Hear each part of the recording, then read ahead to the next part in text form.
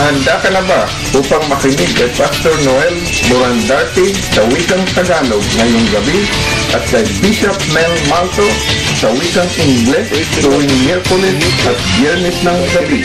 Ito ay ministeryo at gawain ng Glory Tabernacle Prayer Live. Ito ay pinahintulutan ng Espiritu Santo. Salamat sa iyong pagdating upang makinig kay Pastor Noel Morandarte ngayong gabi at kay Bishop Mel Malto tuwing Miyerkules at Biyernes ng gabi. Ihahatid niya sa iyo ang banal na salita ng Diyos ng buong katotohanan sa pamamagitan ng kapangyarihan ng Espiritu Santo. Humanda ka sa iyong pakikinig kung ano ang ipapahiwatig ng Espiritu Santo at maging maingat sa iyong pakikinig sa katuruan ng banal na salita at isagawa mo sa sarili ang iyong narinig. Pagpalain ka ng aking Diyos. Magkaroon ka ng masagana at magandang gabi. Makinig ng mataimtim sa mga sinasabi sa gabing ito at sa tuwing Miyerkules at Biyernes ng gabi sa Ingles tungkol sa salita ng Diyos.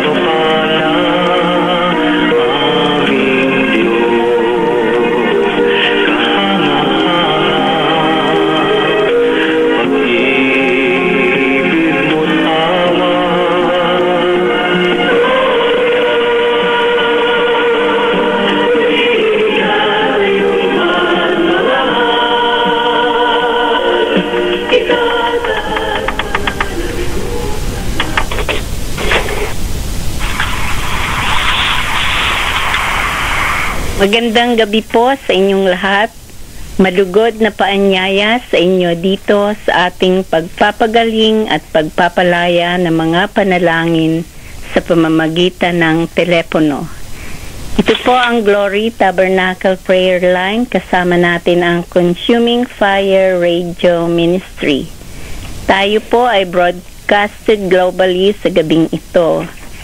At bago ko po tawagin si Pastor Noel, ay tinatawagan ko si Sister Laila na magbukas ng panalangin.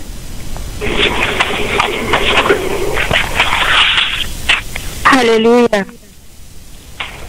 Salamat po, Diyos Ama, sa gabing ito, sa pagbibigay niyo po sa amin ng pagkakataon na kami muling makapagpuri at makapagpasalamat sa lahat po ng inyong kabutihan, Panginoon. Tinataas po namin sa inyo si Pastor Noel na basbasan niyo po siya, Panginoon, na siya magbabahagi ng inyong mga banal na salita sa gabing ito.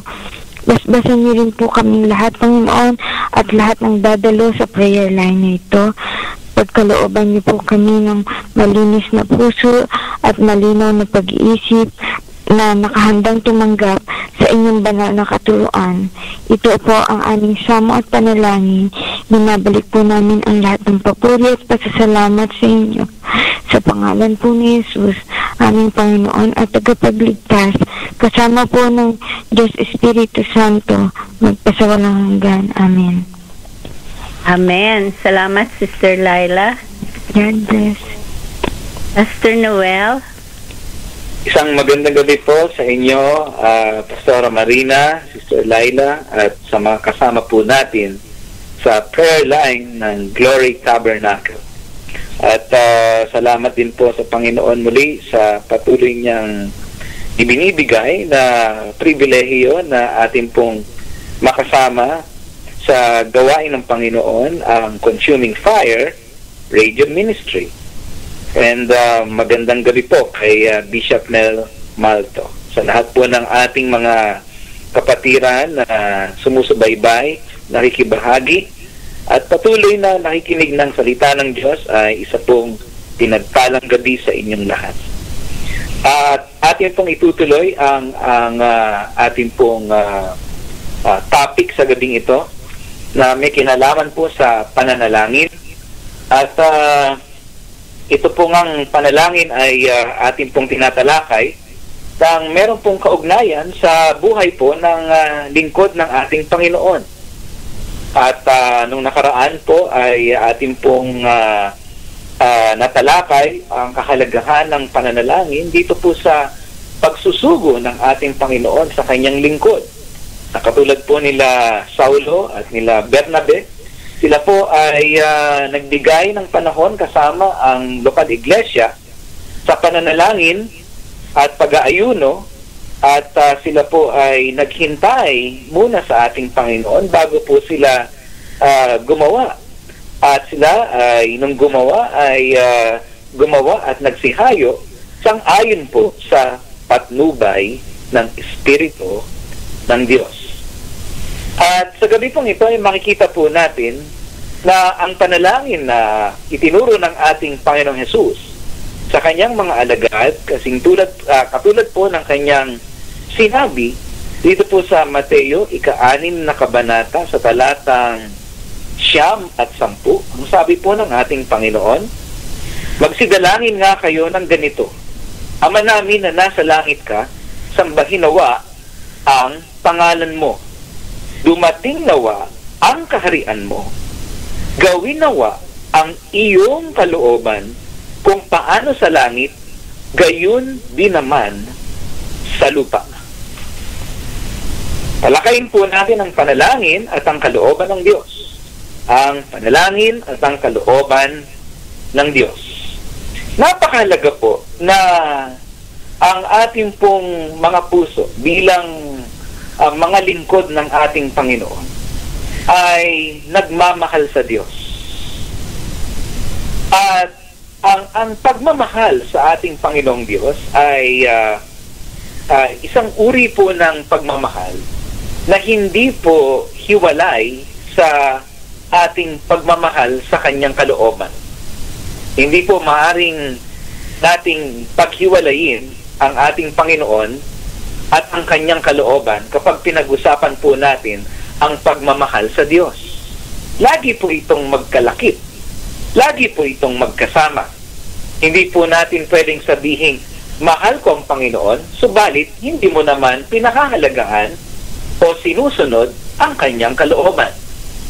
Kaya nga po, sa panalangin na itinuro ng ating Panginoon ay kasunod po ng panambahan na dapat po nating iukol at ialay sa ating pong Ama na nasa langit, ay agad isinunod dito ng ating Panginoon ang panalangin patungkol sa pagdating ng kanyang kaharian at ang pagtupad sa kanya pong kalooban. Kung paano po ito ay ginagawa sa langit, ay gayon din naman ito dapat gawin o matupad dito sa lupa. Kaya ang panalangin po ng isang mananampalataya o sa atin nga pong topic sa ganito ng isang manggagawa ng ating pong Panginoon ay tunay na dapat nating isaalang-alang at tunay na paghariin ang ating pong Panginoon alinsunod po sa kanyang kalooban, mga kapatid. Ito dapat ang tunay na priority. Ito ang tunay na dapat maging sentro ng ating pong mga dalangin sa ating Panginoon. Ang pagtupad ng kalooban ng ating pong Panginoong Diyos. Kaya ang ating Panginoon Jesucristo mismo ay nabuhay sa isang uri ng pamumuhay na kung saan ang kanya pong panalangin ay kanyang inilakad. Ano pong ibig sabihin ito? Ang kanyang buhay ay naging isang buhay na panalangin. Sapagkat ang lahat ng kanyang mga ginagawa at tinutupad ay walang iba kung hindi yaong lamang mga nagbibigay lugod sa kanyang Ama. Ang lahat ng kanyang ginawa, ang lahat ng kanyang ipinamuhay, ang lahat ng kanyang ipinaglingkod ay alinsunod sa banal na kalooban ng kanyang Ama. Kaya nga, yung panalangin na kanyang sinasambit sa kanyang Ama at ang kanyang pamumuhay dito sa lupa, lalo po't ang kanyang paglilingkod sa kanyang Ama ay nagkakaisa. Ang panalangin na kanyang sinasambit ay kanya pong ipinamuhay, kanyang inilakad. Kaya natin nasabi po na ang kanyang buhay na pinamuhay ay walang iba kundi isang buhay ng panalangin o panalangin buhay, mga kapatid. Sapagkat siya ay lumakad na sumusunod sa kalooban ng kanyang Ama. At ito po ang dapat na maging panalangin at buhay ng isang lingkod ng Diyos. Dapat makita sa lingkod ng ating Panginoon na ang kanyang panalangin at ang kanyang buhay ay nagkakaisa. Kung ang kanyang panalangin ay nakasentro sa kalooban ng Diyos, ito dapat ang pinaka-sentro din ng kanyang buhay. Kung ang kanyang panalangin ay tunay na nagmamahal sa kalooban ng Diyos, ay ito rin ang ipinapakita niyang tunay sa kanyang paglilingkod, sa kanyang pamumuhay. Ang kanyang prioridad ay walang iba. Binibigyan niya ng mataas na pagpapahalaga ang kanyang pamumuhay sa kalooban ng Diyos. Ibig po sabihin ito, nabubuhay siya sa patnubay ng Espiritu ng Diyos. Ang mga alagad ay tunay na nabuhay sa ganitong uri ng pamumuhay. Katulad po nila Apostol Pablo, mga kapatid. Ang sabi nga po kanina ay doon po sila nagpasimula sa pananalangin. Hindi agad sa paggawa. Hindi agad sila nagplano kung paano sila maglilingkod sa Diyos at naglista kung ano agad ang kanilang mga gagawin para sa ating Panginoon. Saan sila pupunta? Ano ang kanilang uunahin? Ang kanilang inuna ay walang iba kung hindi ang paghihintay sa Diyos. Nakinig muna sila sa ating Panginoon at hinintay nila ang patnubay ng Espiritu ng Diyos. At sa katunayan, ang Espiritu ng Diyos ang siyang nagsugo sa kanila. At ganito ang naging pamumuhay ni Apostol Pablo patungkol sa kanyang paglilingkod sa Diyos at sa kanyang personal na buhay. Nabuhay siya sa patnubay ng kalooban ng Diyos sa pamamagitan ng Espiritu ng Diyos, mga kapatid. Ito po ay isa pong bagay na titignan po natin dito sa Gawa, 16 na kabanata.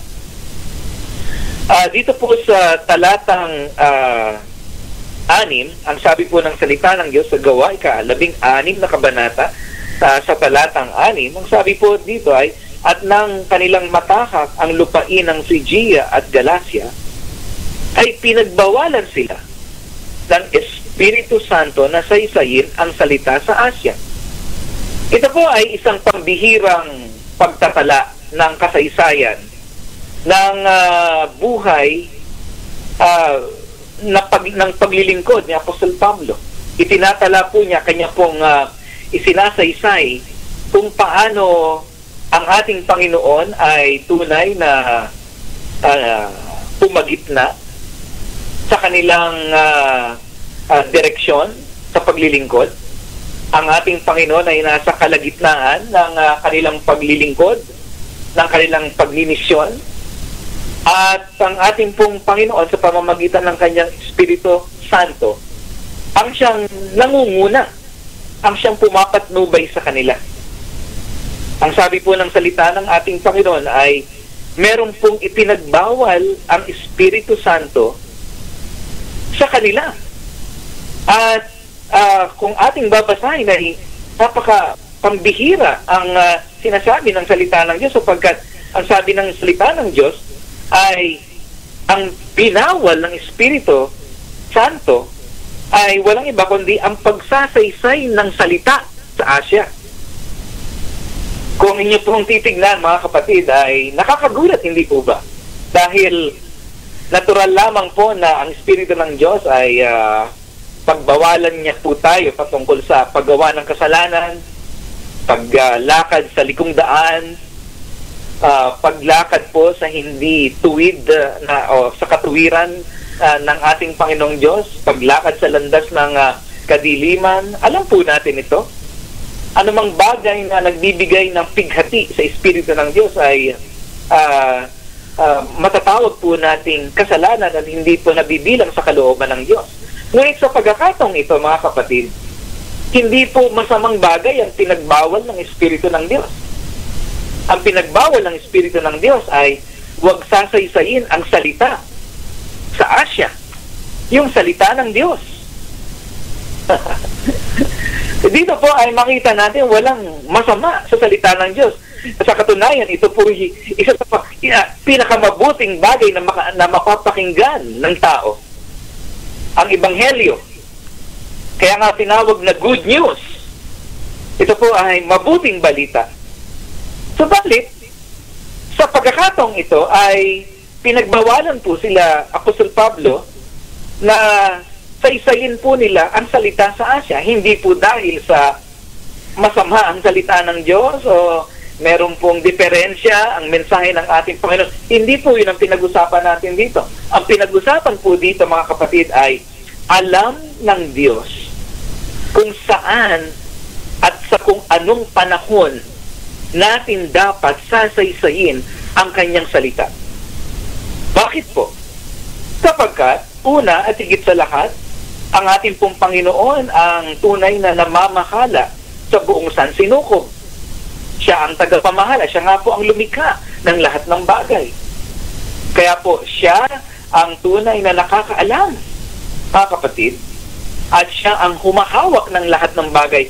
And that includes, kasama po dito, ang paglilingkod natin. Kasama po dito, mga kapatid, ang pangangaral ng salita ng Diyos. Ikalawa, ang salita na ito ay pagmamay-ari ng Diyos. Kaya siya ang may karapatan kung kanino niya gusto itong ipangaral, sa anong panahon ito dapat maipangaral, at saan niya dapat ito maipapangaral. Kaya tayo bilang mga lingkod ng Diyos ay, bagamat meron tayong mensaheng dala-dala na alam nating galing sa ating Panginoon, bagamat meron tayong Biblia na hawak, mensahe ng Diyos, ay hindi ibig sabihin, mga kapatid, na dapat natin itong ipapangaral na lamang basta-basta nang hindi po tayo nakikinig dito po sa nagbibigay ng patnubay sa atin pong paglilingkod.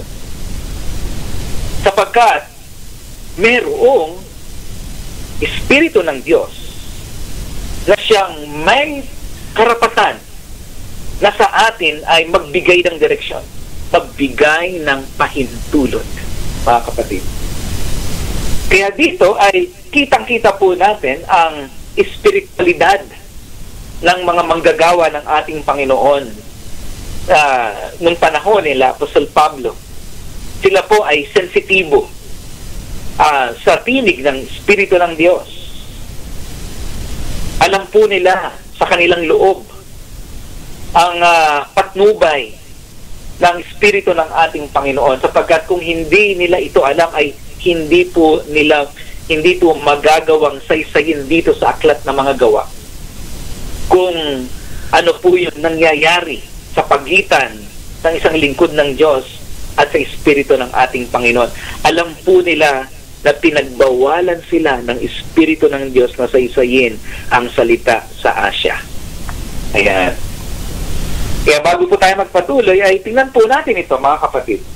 Atin po bang sinasaalang-alang sa ating praktikal na pamumuhay ang kalooban ng Diyos? Tayo po ba ay meron pong bukas na komunikasyon sa Espiritu ng ating Panginoon na siyang tunay na pumapatnubay po sa atin bilang mga lingkod ng Diyos? Alam po ba natin kung kailan tayo pinagbabawalan, at alam din po ba na kung kailan naman bubukas ng pinto ang Espiritu ng Diyos para sa atin? Naway, wag po tayo maging pangahas. Kung pinagbabawalan tayo ng Espiritu ng Diyos, ay wag tayong mangangahas na ituloy ang ating binabalak, sapagkat alam natin sa ating loob na hindi ito kalooban ng Panginoon. At ito, yung sabi ng talatang ito ng Gawa, 12 na kabanata, at nang sila'y magsidating sa tapat ng Misiya, ay pinagsikapan nilang magsipasok sa Bitinia. Tingnan po ninyo, mga kapatid. Nandoon ang zeal. Nandoon, hindi lamang yung message ang nandoon. Alam nila, dala nilang mensahe ng Diyos. At nandoon din ang kanilang pagsisikap sa paglilingkod. In fact, ang sabi po ng salita ng Diyos, pinagsikapan nilang magsipasok. Tingnan po ninyo. Pinakita po nila yung kanilang katapatan. Nagsisikap. Maraming bagay na isinakripisyo ang sariling buhay. Isinakripisyo ang mga sariling gusto. Ang nais lamang ay maglingkod sa ating Panginoon. Ganyan pong lingkod ng Diyos. Alam mong meron kang mensaheng dala-dala galing sa ating Panginoon mismo, at alam mo sa iyong buhay na pinagkaloob mo ang iyong buhay 100% sa ating Panginoon, at ginagamit mo ang iyong buong buhay para sa paglilingkod sa Diyos. Ngunit hindi po sapat ito, mga kapatid. Sapagkat bagamat tayo ay dimensaheng dala-dala at alam natin na tayo ay nagsisikap sa paglilingkod sa Diyos, ay ang may karapatan pa rin sa lahat ng bagay ay walang iba kundi ang Diyos. Hindi lisensya ang mensahe natin, at hindi rin lisensya ang ating pagsisikap upang gawin natin ang ating sariling mga balak. upang isakatuparan natin ang ating mga sariling mga gusto at plano. Tingnan po ninyo ang sabi ng salita ng Diyos. Pinagsikapan nilang magsipasok sa Bitinia at hindi sila tinulutan ng Espiritu ni Jesus. Tingnan po ninyo yun. Nandoon ang mensahe. Nandoon ang pagsisikap. Subalit, ang may alam ng lahat at ang may karapatan sa lahat ay walang iba kung hindi ang Diyos. Hindi sila tinulutan ng Espiritu ni Jesus. Mga kapatid, ang Diyos ang nakakaalam.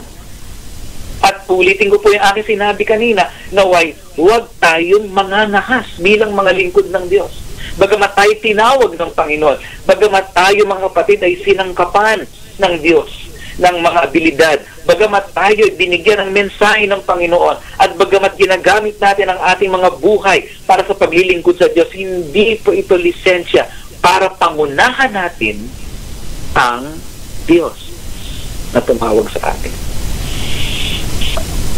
Kaya nga po ang sabi dito, hindi sila tinulutan ng Espiritu ni Jesus. Paano nila nalaman yun? Una at higit sa lahat, alam natin, ang Espiritu ng Diyos ay tumatahan sa ating mga puso bilang mga anak ng Diyos at mga lingkod ng Diyos. At sa pamamagitan niya, tayo tumatawag sa Diyos ng Aba, Ama. At sa pamamagitan ng Espiritu ay nakapangungusap sa atin ang Diyos. At ganito ang bagay na nangyayari kila Apostol Pablo. Mga kapatid, dito ay tunay na sila ay kinaugnay ng Espiritu ng Diyos. Una at higit sa lahat, sa kanilang mga puso. Mga kapatid, doon nangungusap, doon nagliliwanag ng Espiritu ng Diyos. At alam natin kapag tayo hinahadlangan ng Espiritu ng ating Panginoon, bago pa man dumating, bago pa man gamitin ng Espiritu ng Diyos ang mga sirkumstansya o mga sitwasyon sa ating kapaligiran, ay nangungusap muna siya sa ating pong mga puso. At ang mga sirkumstansya at mga sitwasyon sa ating kapaligiran ay mga pawang mga konfirmasyon lamang ng Diyos. Mga patunay lamang ng Diyos. Subalit ang mga confirmations na ito ay pinangungunahan muna ng panloob na pangungusap ng Espiritu ng Panginoon sa puso ng kanyang mga lingkod. At napakaganda mga kapatid kung ganito ang ating mga puso. Kung binibigyan halaga natin ang kalooban ng Diyos. Dumating nawa ang iyong kaharian. Sundin, gawin ang iyong kalooban dito sa lupa, gaya ng nasa langit. Wala nang ibang hiniling, wala nang ibang ninais, wala nang ibang ninasa kung hindi ang kalooban ng Diyos. Hindi ang personal na pagtatanyag ng pangalan, hindi ang personal na pagsulong ng gawain, hindi ang personal na pagkilala sa pangalan ng manggagawa, kung hindi ang pagluwalhati sa Diyos. Dahil ang kanyang kaharian ay dumarating at ang kanyang kalooban ay natutupad. Mga kapatid. Hallelujah. Sabi po ng salita ng Diyos, at pagkaraan nila sa Mesiya ay nagsisulong sila sa Troas. Hindi po nila pinangahas na pasukin yung hindi pinahintulutan ng Diyos. At napakita, ito po sa talatang Siyam, at napakita ang isang pangitain sa gabi kay Pablo. Pansinin po ninyo yun. May pangitain na pinakita ang Panginoon kay Apostol Pablo. May isang lalaking taga Macedonia na nakatayo. Very specific. Alam po ni Apostol Pablo kung saan yung lugar na kung saan sila pinapupunta ng Panginoon.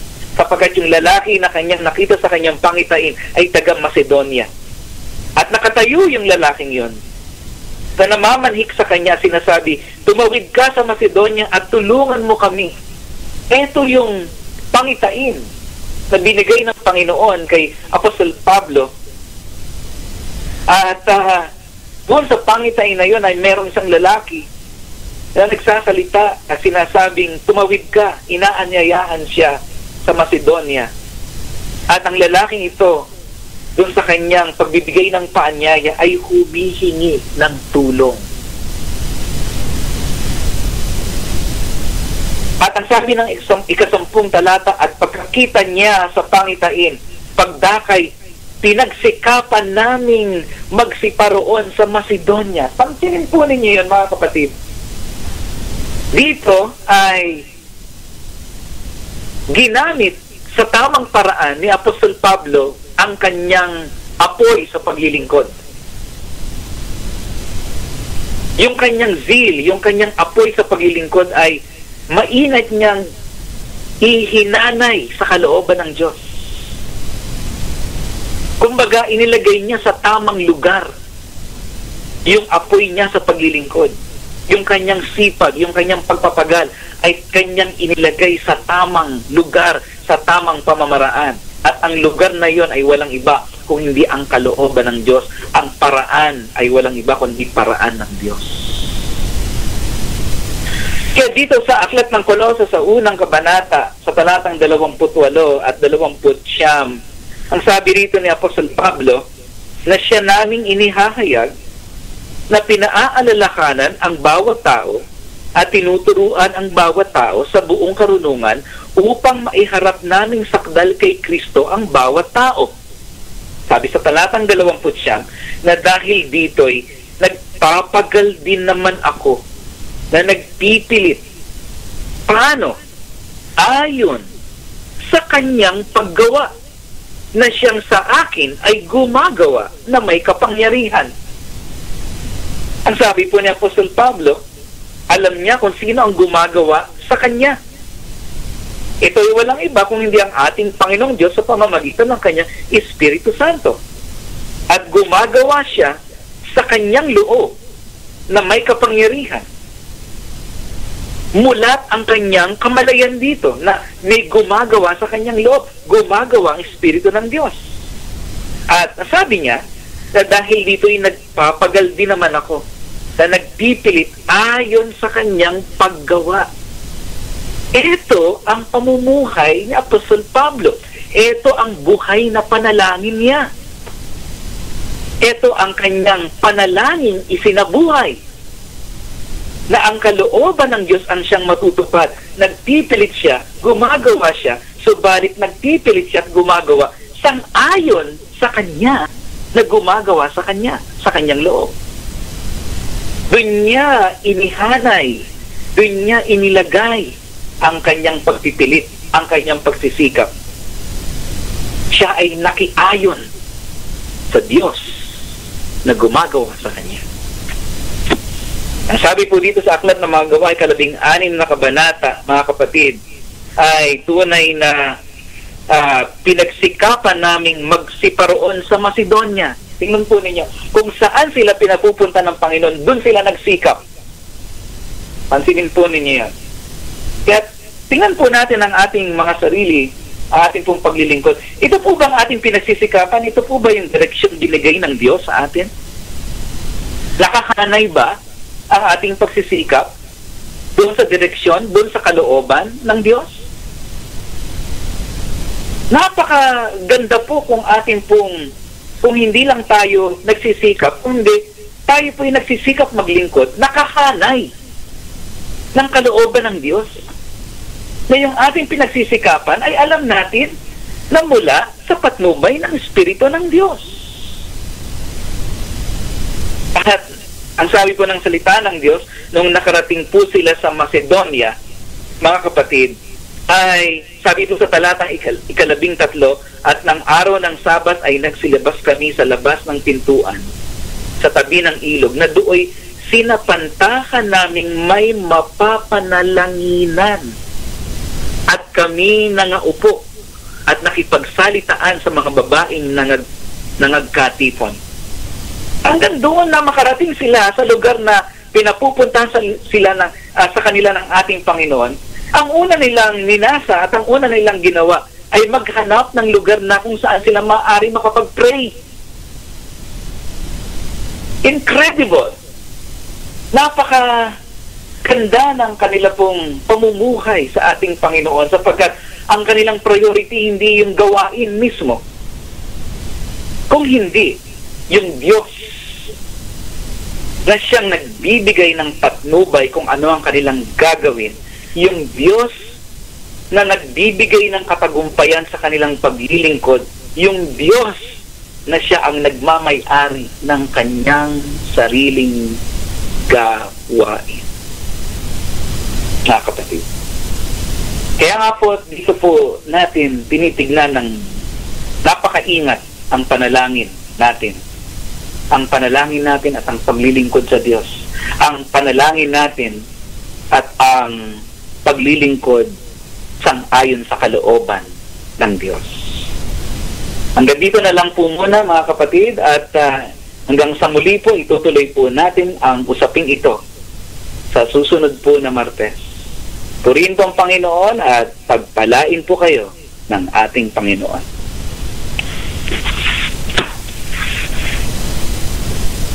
Salamat, Pastor Noel. Praise the Lord po. Amen. Napakinggan nyo ang ating lesson sa gabing ito, at kung ibig po nyong marinig na muli ang kabuuan nito ay nasa website po kami ng Glory Tabernacle Prayer Meeting.blogspot.com. At tayo po ay magpapatuloy na sa ating mga prayer requests, praise report at mga testimony. Kung sino man po ang nasa linya sa gabing ito at sa mga nakikinig dito o sa ibang lugar na inaabot ng broadcast na ito, ang ating pong linya ay nakabukas na para sa inyong mga prayer requests, praise report, and testimonies. Ito po ang Glory Tabernacle Prayer Line. Kasama natin ang Consuming Fire Radio Ministry. Tayo po ay broadcasted globally sa gabing ito, at kung sino po ang nasa linya, ang linya ay nakabukas na para sa inyong mga prayer requests at praise report. Sino po ang nasa linya sa gabing ito?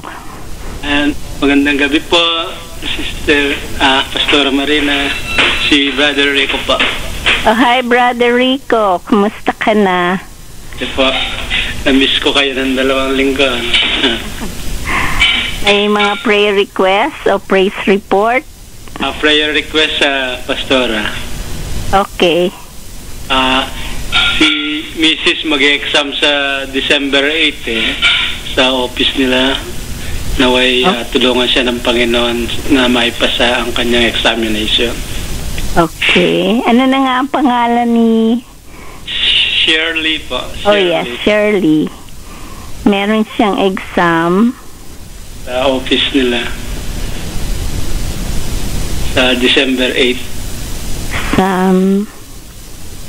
Examination po sir. Opisina. December 8. Kailan, Brother Rico? Saka po si Nanay Susie, patuloy na ipanalangin po sana na okay. Nanay Susie. Lumakas. Langin. Okay. Okay, itataas natin ang lahat ng mga prayer requests ni Brother Rico at Sister Claire, can you lift up Brother Rico tonight? Or his wife is having an exam in the office December. So for Nanay Susie, for good health, and pray for the whole family.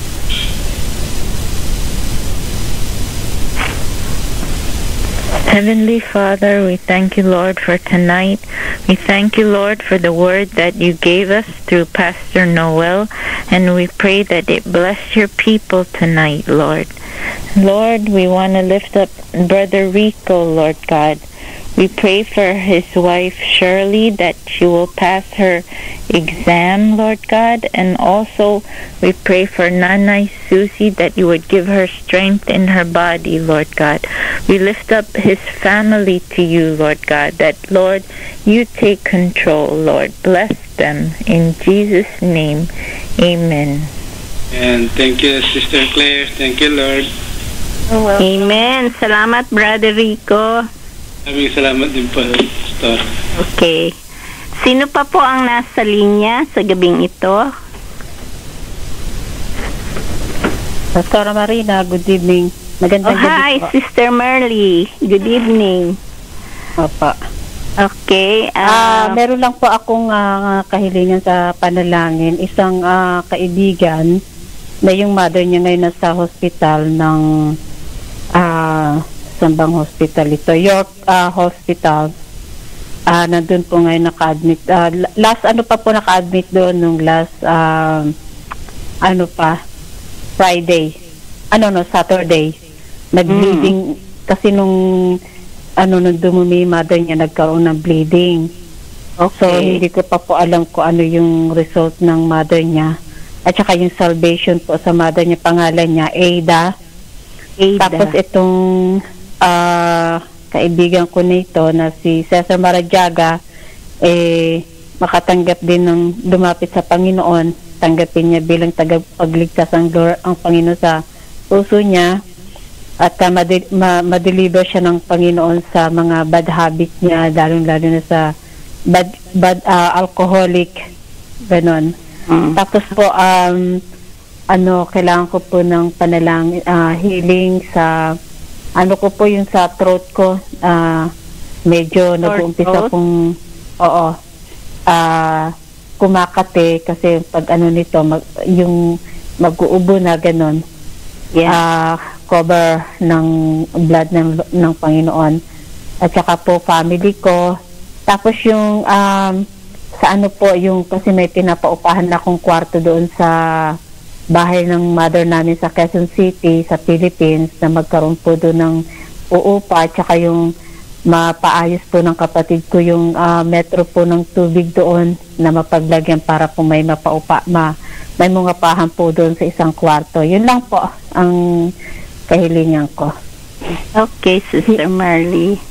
Healing at saka salvation sa family. Continue na yung family ko na talagang hanapin nila ang Diyos, lumapit sila at unahan nila palagi ang Panginoon sa puso nila.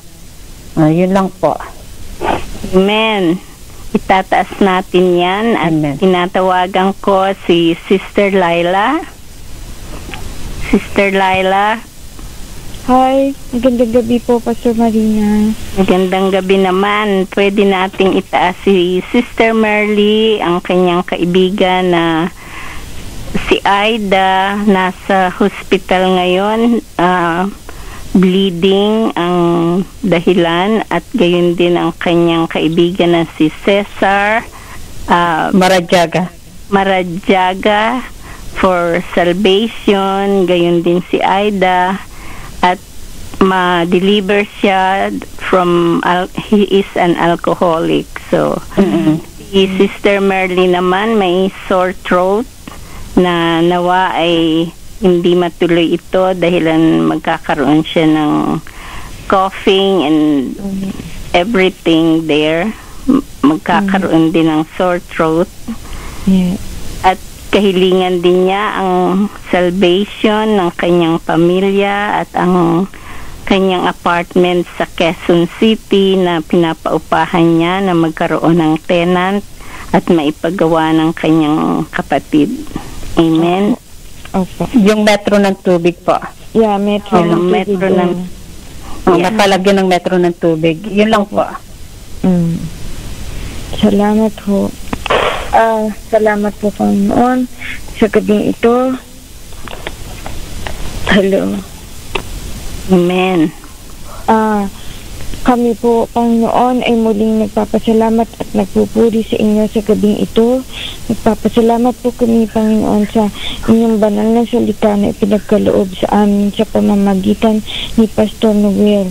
Salamat po, dakilang Ama, sa lahat ng inyong kabutihan sa aming mga buhay, sa lahat po ng aming karaingan na inyong pinapakinggan, Panginoon, at pinagkakalooban ng katugunan. Sa gabing ito po ay tinataas namin ang kahilingan ni Sister Merly, Panginoon, na pagpalain mo po ang kanyang kaibigan, ang nanay ng kaibigan niya na si Aida, na ngayon ay nasa ospital sa dahilan ng pagdudugo, Panginoon. Kayo lang po ang dakilang tagapagpagaling, Panginoon. Hinihiling po namin ang kanyang kagalingan, buong kagalingan, at pagpapagaling po ninyo sa kanyang katawan, Panginoon. At nawa ay makauwi na rin po siya sa kanyang bahay na may panibagong pag-asa at panibagong kalakasan, Panginoon. At higit sa lahat po ay ang kanyang kaligtasan din, Panginoon, ay aming idinadalangin sa inyo. Dahil din po si Cesar Madariaga, Panginoon, anak po ni Aida, ay tinataas namin sa inyo sa gabing ito. Siya po ay nasa ilalim ng espiritu ng alkohol, Panginoon. Kaawaan mo po ang tao na ito at pagkalooban ng kaligtasan. Nawa ay magbukas po ang kanyang puso at kaisipan na kayo ay makilala niyang lubos, Panginoon, bilang hari at tagapagligtas at Diyos na tagapagligtas sa kanyang buhay. Tinataas din po namin ang kahilingan ni Sister Merly para sa kanyang bahay po, Panginoon, sa Quezon City, na nawa ay maipaayos ang kwarto na ito, makatagpo ng mabuting taga-upa, at maipaayos na rin po sana ng kanyang kapatid ang metro ng tubig para sa bahay na iyon. Tinataas din po namin sa inyo ang kahilingan niya para sa kanyang throat, Panginoon, na nagkakaroon ng itchy at pagkati, at salamat po, Panginoon, sa kanyang pakiramdam po sana ay maging mabuti at maiwasan ang pagkakaroon ng pag-ubo. Tinataas din po namin ang kaligtasan para sa kanyang buong pamilya, Panginoon, kagalingan sa anumang mga karamdaman, at higit sa lahat po, Panginoon, ay ang matapat na pagtahak sa inyong landas. Nawa ay magsumikap sila lalo na matagpuan nila ang inyong kalooban, Panginoon, ang inyong banal na kalooban. Salamat po sa gabing ito, sa inyong pagdinig sa aming mga panalangin. Pinabalik po namin ang lahat ng papuri at pasasalamat sa inyo. Sa pangalan po ni Jesus, aming Diyos, Panginoon at tagapagligtas, ang kahilingan ni Sister Merly, Panginoon, hari na ang pakinggan po ninyo. Salamat po sa pangalan ni Jesus. Amen. Amen. Salamat, Sister Laila. Salamat po, kapatid. Salamat. God bless. Salamat, Sister Merly.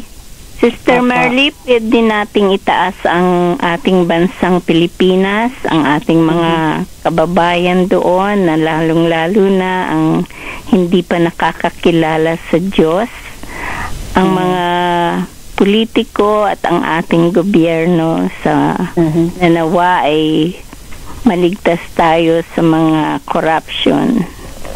Amen. Hallelujah. Purihin ka, Panginoon, sa gabing ito.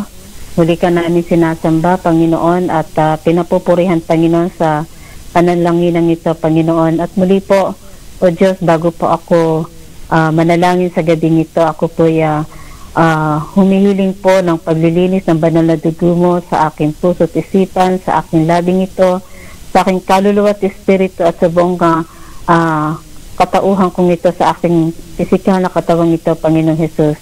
Upang sa ganun, Panginoon, ay patuloy ko pong maramdaman, Panginoon, ang hipo mo, ang presence mo, Panginoon, sa gabing ito.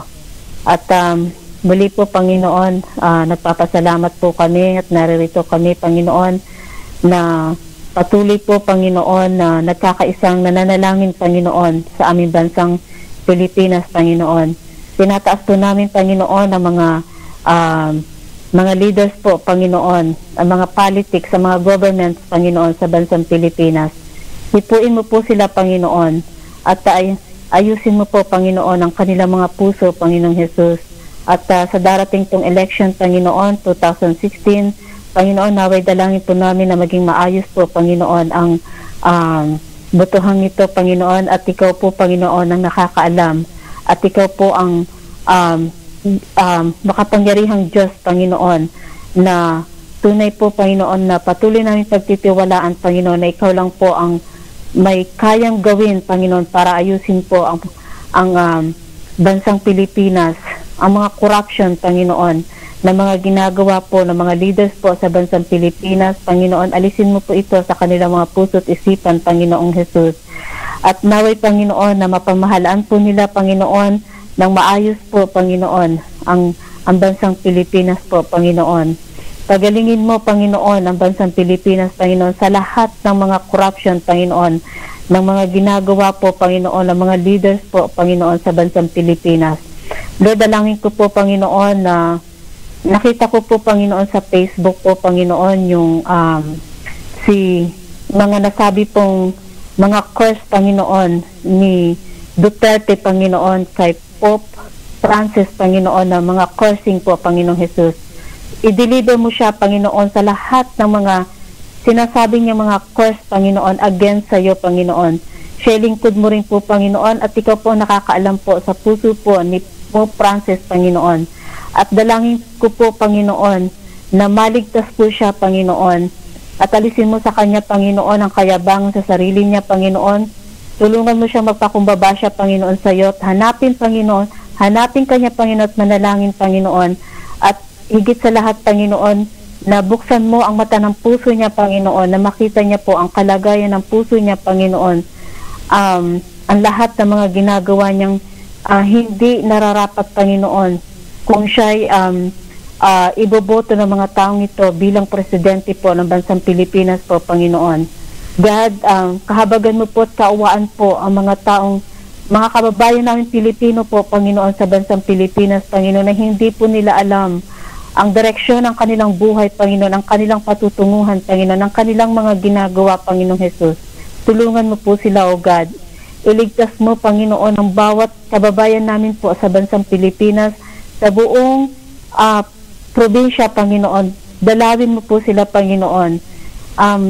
Isugo mo, Panginoon, ang iyong mga lingkod, ang iyong banal na espiritu, Panginoon, sa puso ng mga taong kababayan namin po sa bansang Pilipinas po, Panginoong Jesus. At marami pong salamat, Panginoon, na alam po namin na ikaw ang Diyos na makapangyarihan sa lahat, na gumawa ng langit at ang lupa, Panginoon. At ikaw po lamang po, Panginoon, ang mag-aayos ng lahat ng problema po sa nangyayari po sa aming bansang Pilipinas po, Panginoong Jesus. Protektahan mo po, Panginoon, ang mga kapatiran po namin, Panginoon, sa bansang Pilipinas na patuloy po nangangaral ng iyong salita, Panginoon. Lukuban mo sila ng banal mong espiritu, ng iyong banal mong dugo, Panginoon. Ingatan mo po sila, Panginoon, sa lahat, Panginoon, na mga atake ng kaaway, sa lahat ng mga masasama, Panginoong Jesus.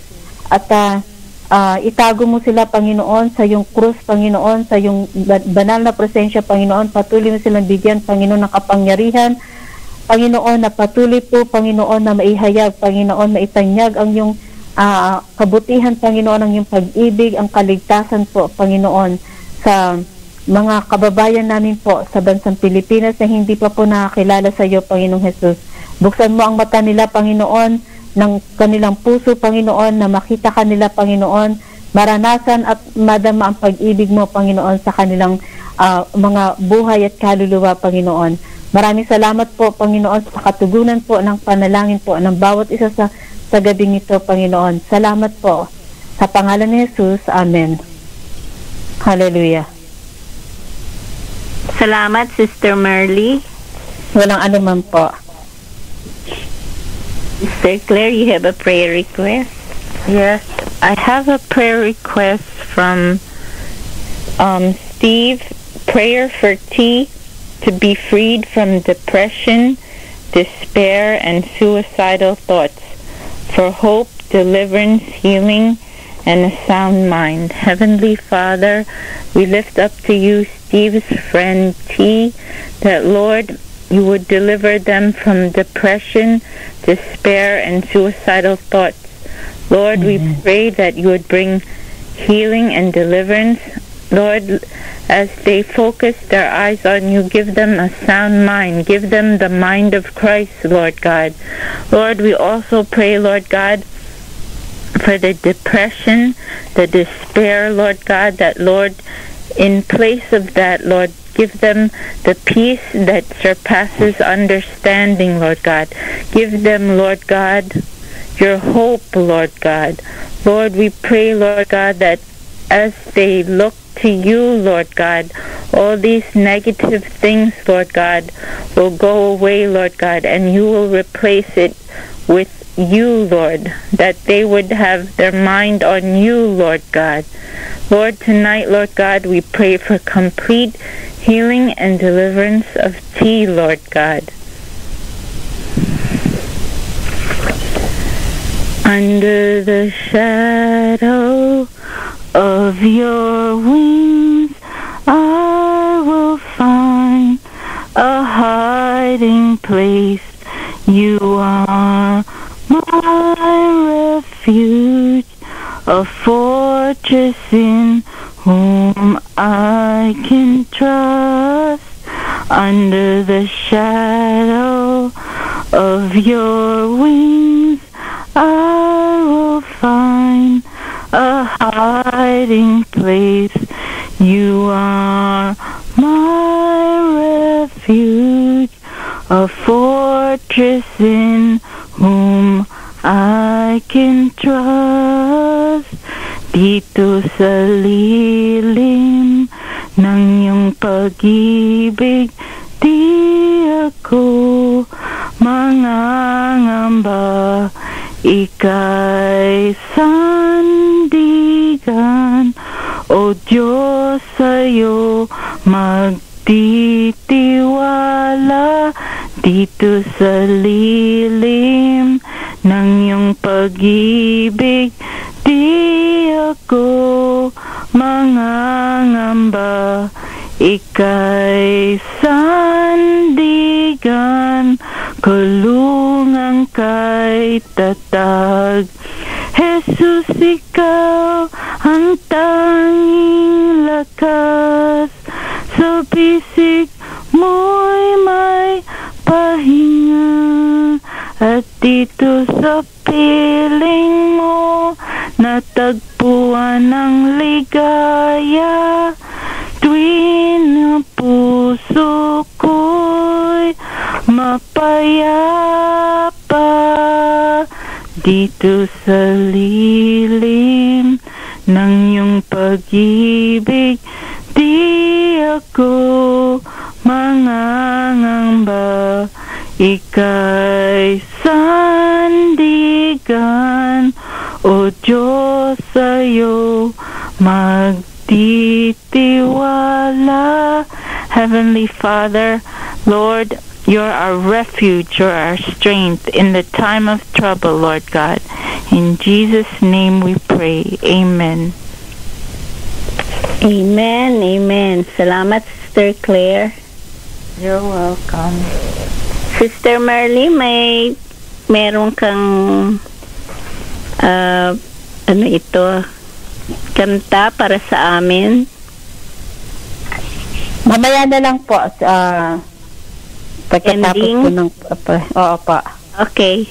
Ikaw ang mag-close and you sing, okay? Opa. Tinatawagan ko si Sister Lai. Pastor Marina. Sige, umawit ka din sa ating Panginoon. Okay. Hallelujah. Ama namin, sumasalangit ka, sambahin ang ngalan mo, mapasa amin ang kaharian mo, sundin ang loob dito sa lupa para lang sa langit. Bigyan mo kami ngayon ng aming kakanin sa araw-araw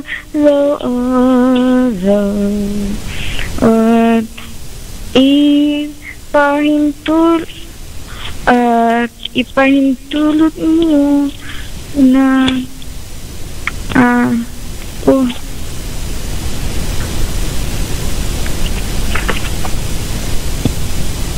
at huwag mo kami ipahintulot sa tukso at iadya niyo po kami sa lahat ng masama. Amen. Sorry, Amen. Ko yung Tagalog. I'm sorry, Lord, but we have faith in you, dear God, our loving Father, and we thank you, Lord, for all your goodness and your mercy and your faithfulness to all our lives, Lord God. Thank you so much, dear Father. Amen. Hallelujah. Hallelujah. Okay. Sister Marley, nakahanda ka na? Hello? Aha. Ay, Pastora sandali. Marina? Oo, sandali, ha? Brother Rico, pwede kang mag-pray ng pasasalamat. Sige pa, Pastora Marina. Okay, pasasalamat. Father God, itinataas po namin sa inyo ang prayer line na ito, Lord. Naway puspusan mo ng Banal na Espiritu ang bawat kapatid na nakikinig sa programang ito, na ito'y nanggagaling sa inyo, Panginoon. Maraming pong salamat sa bawat isa na nag-attend dito, Lord. Mula kay Pastora Marina, kay Sister Claire, Sister Laila, Sister Merly, Sister Chief, at ang iba pa po, Lord. Naway bless mo bawat isa, Lord, tampo ng kanilang mga pamilya.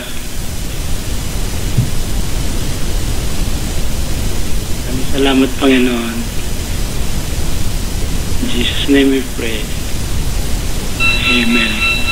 Amen, amen. Salamat, Brother Rico. Ako nga naman. Amen. Sister Marley? Opo. Closing prayer na po ba ito? Yeah. Hallelujah. Purihin ka, Panginoong Jesus. Hallelujah. Tayo ay taos pusong sa Diyos magpasalamat dahil ibinigay niya si Jesus Kristo. Tunay ang mahinay may lakas, ang mahirap may yaman, nang dahil sa mga gawa ng Diyos. Tunay ang mahinay may lakas, ang mahirap may yaman, nang dahil sa mga gawa ng Diyos sa atin. Hallelujah. Hallelujah. Purihin ka, O Diyos. Tinataas ka po namin, Panginoon, sa aming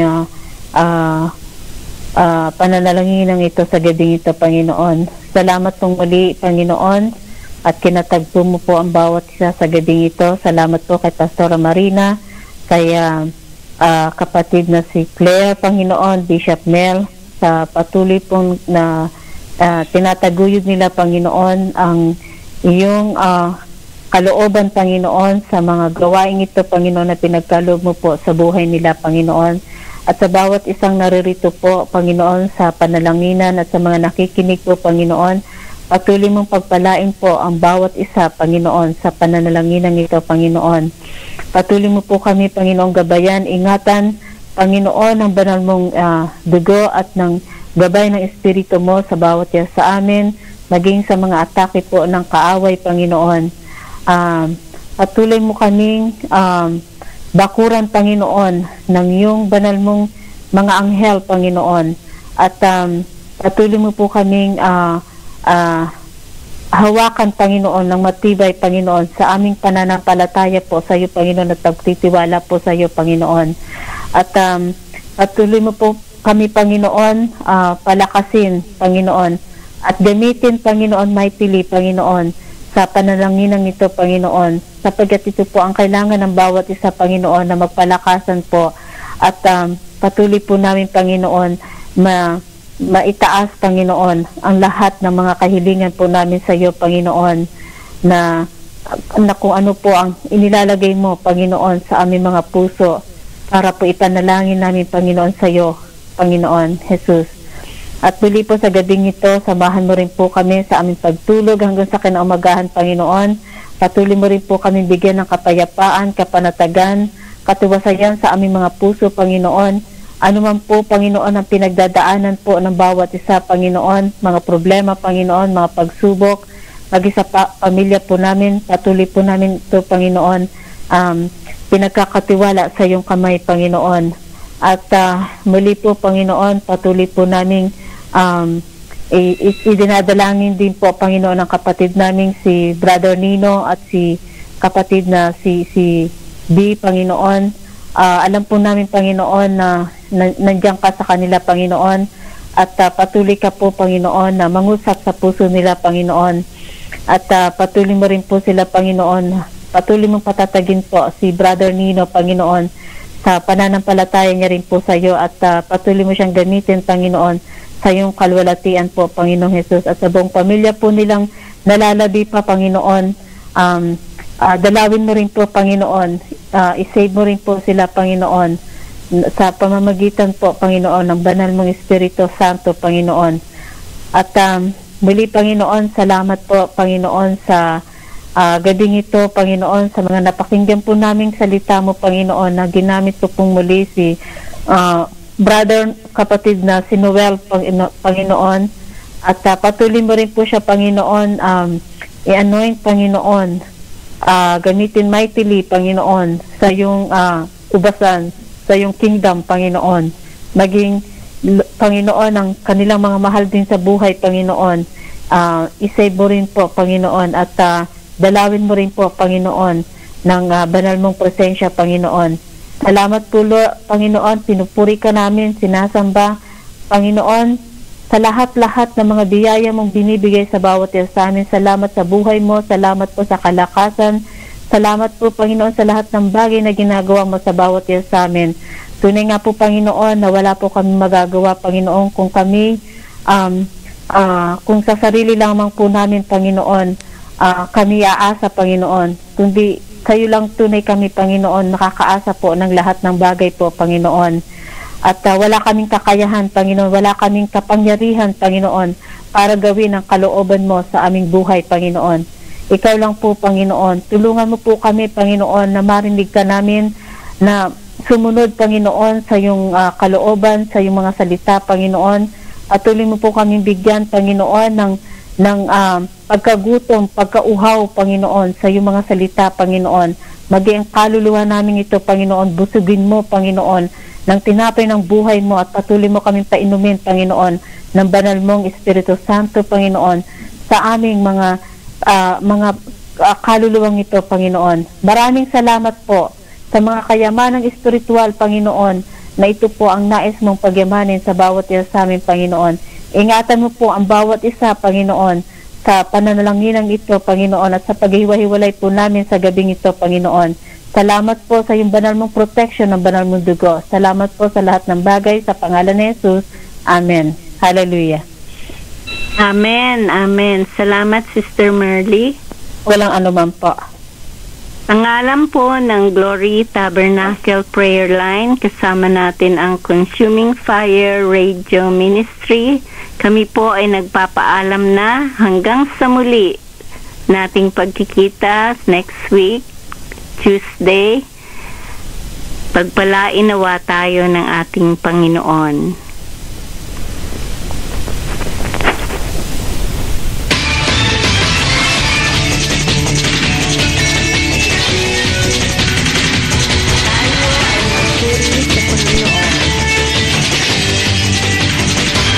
Tayo ay taimtim ng nakinig sa Consuming Fire Radio Audio Production kay Pastor Noel Murandati na ating tagapagsalita ngayong gabi at kay Bishop Mel Malto tuwing Miyerkules at Biyernes ng gabi. Kung nais mong imbitahan si Bishop Mel Malto at si Pastor Noel Murandati na na di ko nalalaman ng dating aking tinatahan.